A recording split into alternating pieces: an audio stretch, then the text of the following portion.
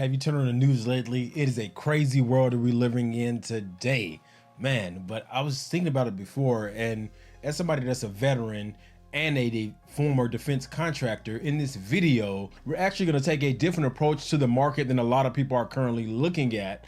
And I was thinking about defense ETFs. I know we have a bunch of global tension happening right now, and times are a bit uncertain, so there's probably some people sitting there wondering, well, what can I really invest in when I look at the market and we're not really getting a good indication of if inflation is going to fully cool or if we're going to get rate cuts this year. Based on some of those economic numbers I talked about in my last video, honestly, you don't really know which way that the market's going to go. I mean, the market's hoping and looking very optimistic and trying to push up tech and consumer discretionary, but when you actually look at the data, it's saying that we're in that kind of wait and see period.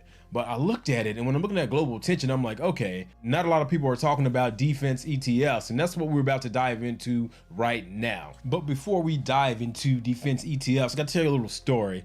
So if anybody here has ever been in the military before, you know that a lot of us military veterans ended up working for a defense contractor because they're gonna end up paying us a lot more money than we're making while we were in the military. You're probably gonna do about the quarter of the work. That's what happened for me. I ended up doing like this much of my job, but got paid like 6 times more.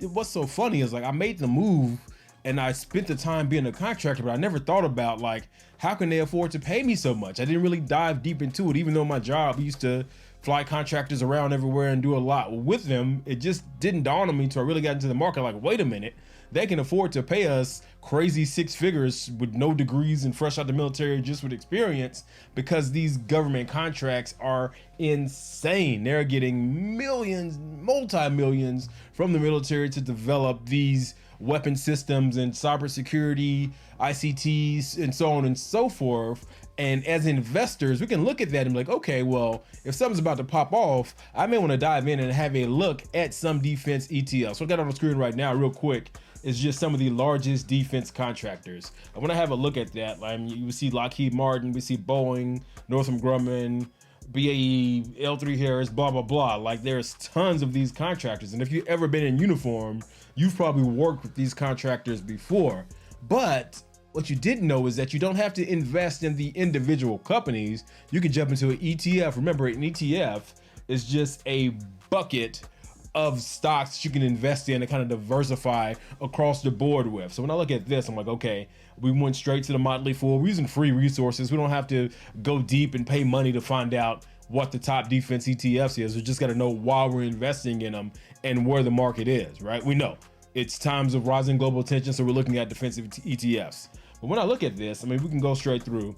And here's some of the most popular ones here. You got ITA, which is a huge one. You can go through and read all this stuff, but what really matters is what companies are in that actual ETF. Boeing, Lockheed Martin, Northrop Grumman, General Dynamics, that's Raytheon. When I look at top contractors, well, look at this. Boom, boom, boom, boom, boom.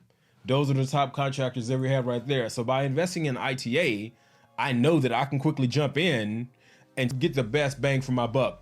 No pun intended. And you can dig through and find out which one fits your strategy. What I would be looking at if we were doing a deep dive in this is which one has the lowest fees. Because one thing about any index funds that you want to be careful of is you don't want to get eaten up by fees, because a lot of them that are actively managed, they're going to have fund managers. There's going to be fees on top of that where you can really get your margins cut into. A lot of these won't, but it's worth doing your research and having a look. So we're not going to spend all day going through these, but I just want to highlight, look, there are some of the holdings for the next one. Same thing here. We have other holdings. So when you want to do your own research, remember, I want to teach you guys how to fish, not show you and say, hey, invest in this one, because this is what I invest in. I want to show you some of the behind the scenes stuff that I do when I'm actually diving in and doing my own due diligence on these actual ETFs and companies before I make a decision to put my hard-earned money into it.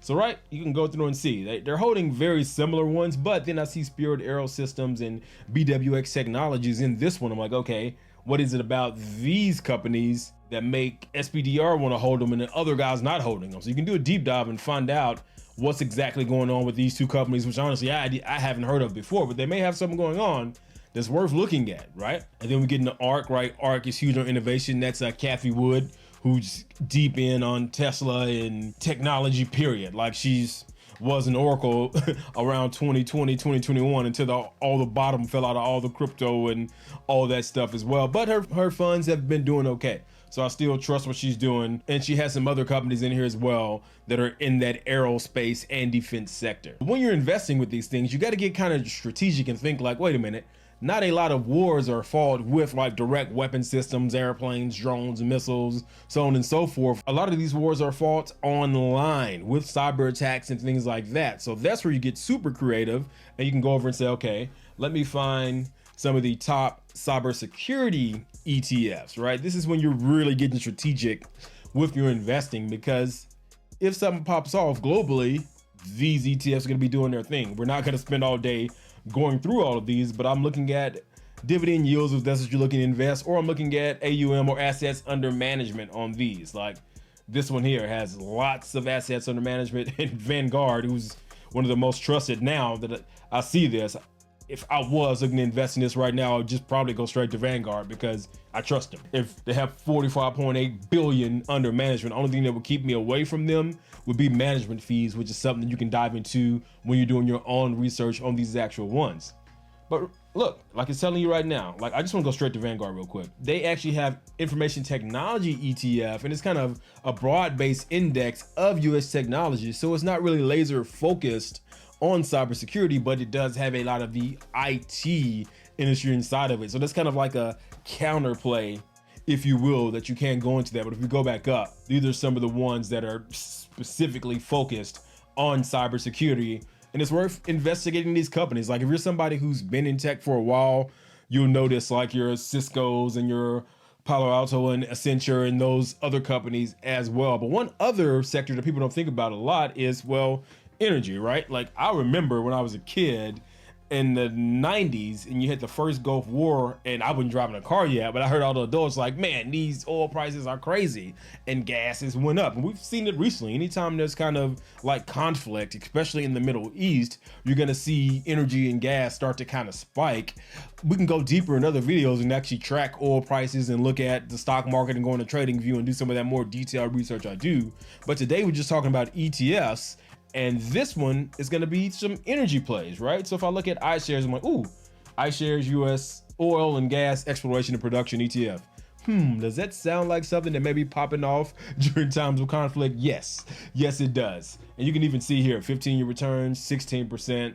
Then you got the lowest one that's at 13.95%. Remember, look at the fees on these, dive in, see exactly what they're holding in the funds themselves to make that informed decision when you're actually jumping in and investing.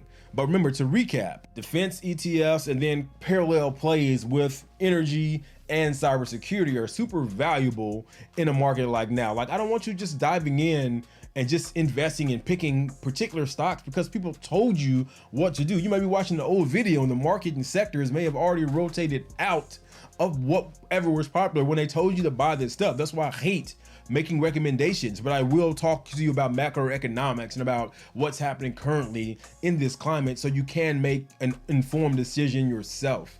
And I know it's understandable to have ethical concerns about investing in defense. There's really no right or wrong answer, but I just want to create a space for open discussion and to help you find some investments that may meet your moral compass. You may not want to invest directly in defense, so you might say, you know what?